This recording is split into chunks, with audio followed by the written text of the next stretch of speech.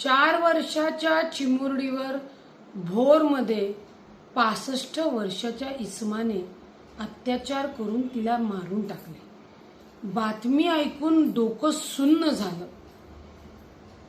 त्या इसमावर गुन्हा दाखल होईल, न्यायाने कारवाई होईल, लोक सांगतील फाशी द्यायला, पण त्या इसमाला आमच्या ताब्यात द्या। त्या 65 वर्ष असलेल्या आरोपीचं पहिलं लिंग कापलं पाहिजे।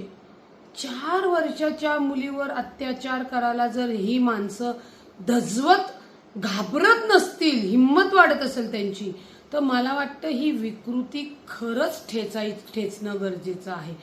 कायद्याने काय न्याय मिळेल, फास्ट ट्रॅकवर चालेल, हाही विचार आता मनामध्ये नाहीये।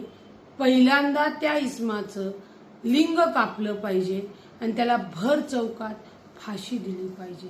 4 वर्षाच्या मुलीवर अत्याचार करताना समाजाची विकृती कुठे चाललीये हे खरंच बघणं आणि ती तात्काळ थांबवणं ही काळाची गरज आहे।